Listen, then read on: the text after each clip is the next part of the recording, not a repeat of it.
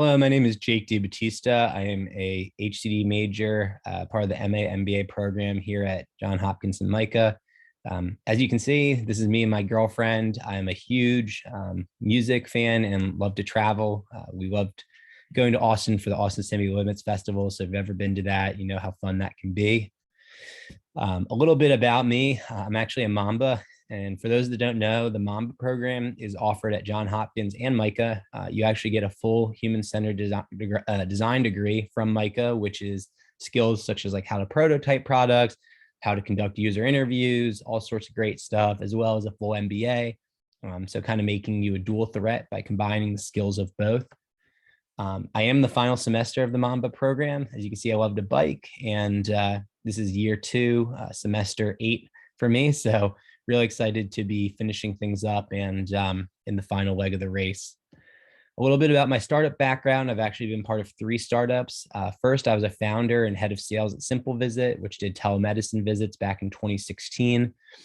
Second, I was part of Dr. Chrono. I joined them after their Series A as an account executive and account manager, and worked for them for 3.5 years, seeing it all the way to acquisition. And then now I am actually a founder at EDU Coin. So hoping to lead my own company to acquisition or public one day. A little bit about some boring stuff in my life. I am here to make friends. I think as a person who's been in this program for a long time, it is important to, really take advantage of the network in your classes. I think that knowledge is really public nowadays. Most things you can find online. You can buy the Harvard course pack, you can Google lectures, but making those networks and having like real-time interactions in the class, I think that's valuable. So I think anyone looking to just chug through, memorize some things and take a quiz is really not getting the most of their master's experience, but that's just my perspective. As far as gains go, I think a better understanding of venture and the pros and cons of early stage financial decision is the biggest thing I want to get.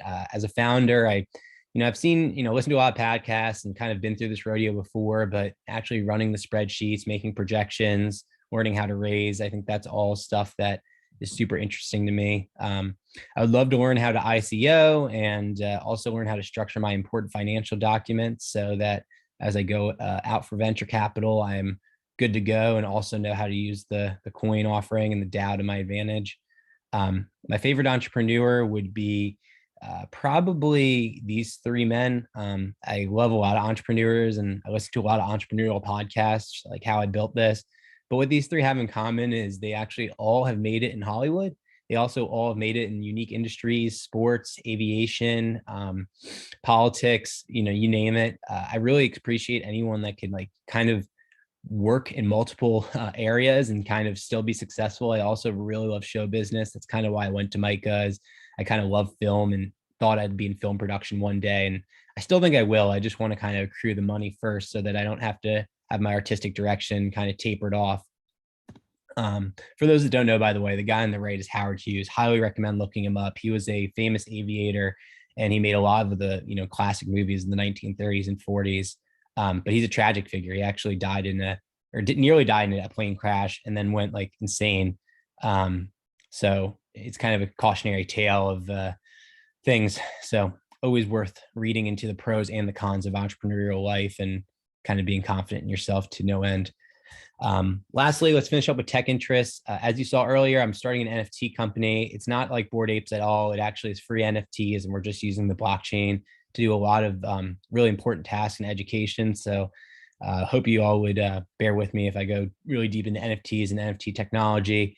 I also love gene editing and thinking about the future of humanity and kind of how far we can push our genes and our limits, as well as artificial intelligence, because as far as we're going to transform humans, I think robots will also aid in that transformation and determine what the future of humanity really needs to look like. So that's the end of my show.